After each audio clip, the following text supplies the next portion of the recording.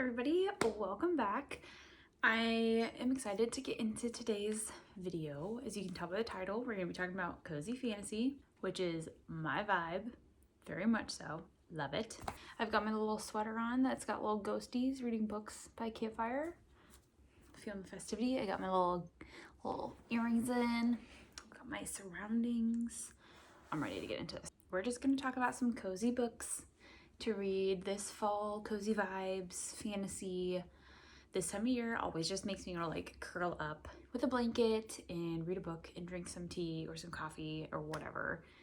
So I'm going to share some books that are giving that vibe. Also, where I work, I have a display.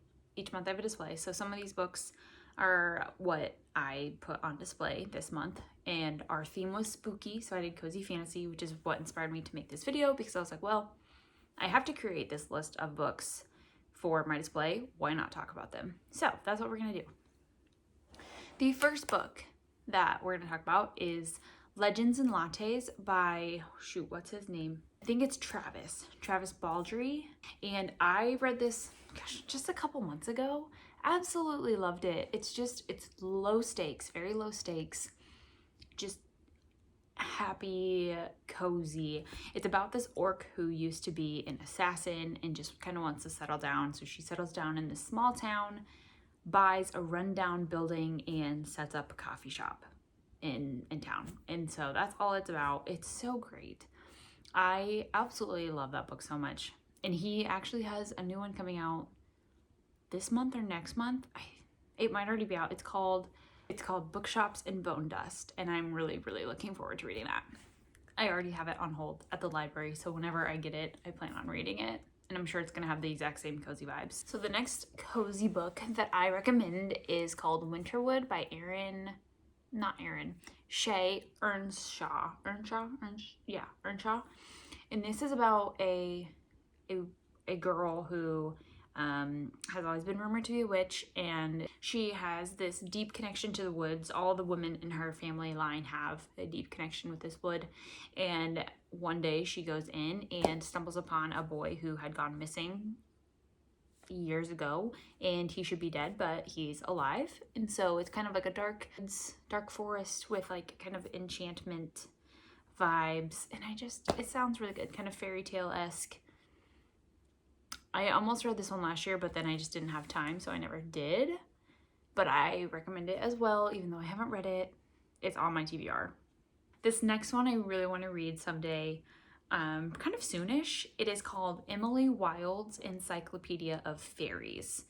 So this is just about Emily Wilde. She's a professor at, I think it's Cambridge, and she's basically just researching fae. So it's basically, my interpretation of this, I haven't read it yet, is it's all of us fangirls who love fairies, researching it in like the real world.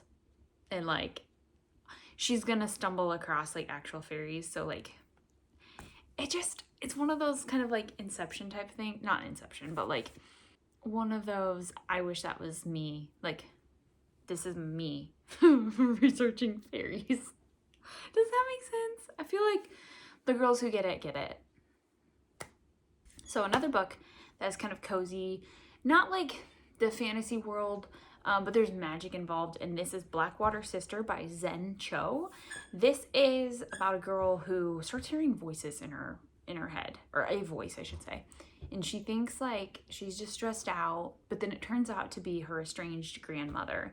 And some family secrets kind of come out, and there's just like some animosity between this business guy and this voice is like working through, her name is Jess, and trying to like right all the wrongs. So there's a lot of like secrets, and there's ghosts, and just kind of that like eerie.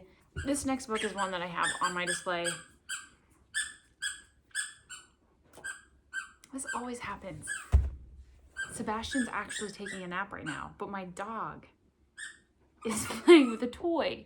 So this book has caught my eye so many times. It's called The Cat Who Saved the Books. I don't remember who it's by. Sasuke Natsuwaka? This is about this high school boy. he inherits this secondhand bookstore from his grandfather, and he is getting ready to sell it. So he's going to get rid of it because what does a high schooler need with a secondhand store? And out of nowhere, this cat comes into the bookstore and starts speaking to him and is like, please, we need to save these books. And so the two of them kind of work together to try to like save books from like their owners and stuff. So it's just kind of like a cute, it just sounds really fun. And I've said the word cozy so many times, I need like a cozy counter. It's just a really, really short book. It's like barely 200 pages, a little over maybe. I need to pick it up. I think it sounds so fun. This next book definitely gives off the cozy vibes if you like more literary, lyrical novels, or like, I guess, the duology. This is For the Wolf by Hannah Whitten. I read this one 2 years ago, I think. And it was good, but it wasn't what I thought it was. So at the time, I was looking for a solid Red Riding Hood retelling. And by the cover and the title, it sounds, and even kind of the description, it kind of sounds like a Red Riding Hood retelling. It's not. It's more of a Beauty and the Beast retelling. So in this kingdom, there are first daughters, so daughters who were born first, and second daughters, daughters who were born second.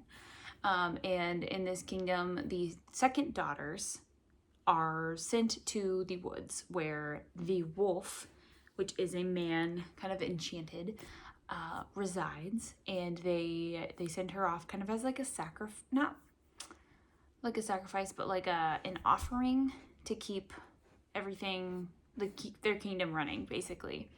And so I can't even think of what her name is. I don't remember what her name is. The main character goes to the woods as the offering and kind of discovers that it's not quite what she was told her entire life, and who they think is the wolf is different than what they have been told. So it's a very beautiful story. It reminds me similarly of Naomi Novik's Uprooted. So if you like that kind of writing and storytelling, then I would recommend this for you. It's a beautiful story.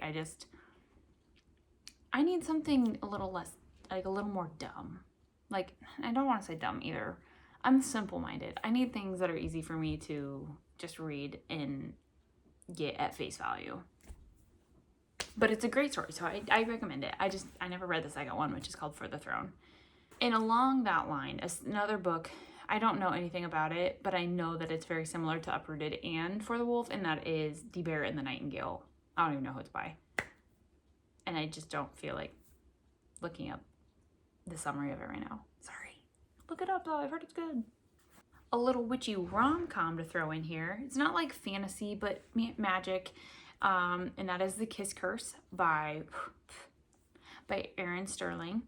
I'm currently reading it right now, actually. It is the second book in the X-Hex kind of series. I don't even know if you really call it a series, but it's really cute. It's just a small town. The witches run kind of like I don't even know what you would, like ley lines. They power the town, and usually stuff just goes wrong. So something goes wrong. They try to fix it. They fall in love. It all ends happy. It's just, I enjoy it. So if you need like a lighthearted, witchy rom-com, I recommend the X-Hex. That's really great. And The Kiss Curse. This next one is a really fun one. I actually, when I was putting it on hold to put it on my display, I thought that it was a recipe book, like a cookbook, and I was kind of excited to check it out. It's called The Wizard's Guide to Defensive Baking by T. Kingfisher.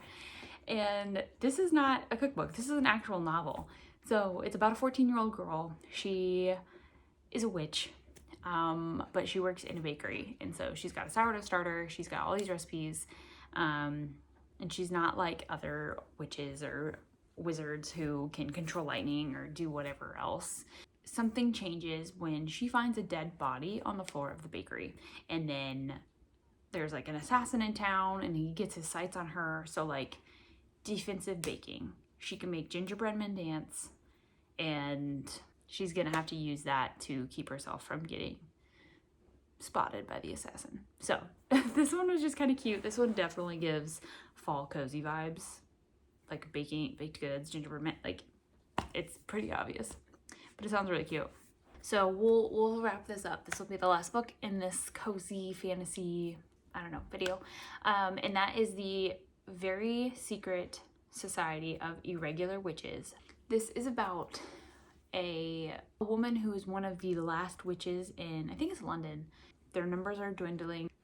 She stays away from witches, and she's kind of just practicing her own magic and stuff. But she posts she creates an account for her social media where she's pretending to be a witch and like just kind of posting things, thinking no one's gonna take it seriously.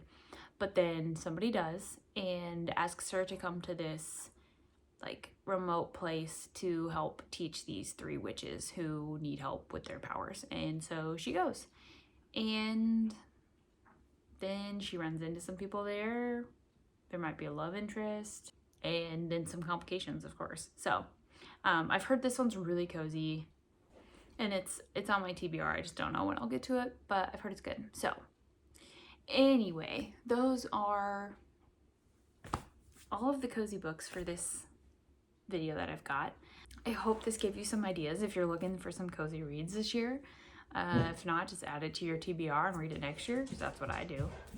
What are your favorite cozy fantasy books for the season? What have you read so far? What are you loving? And I hope you have a great week, and I'll see you guys in my next video. Bye! Can you say bye? Bye!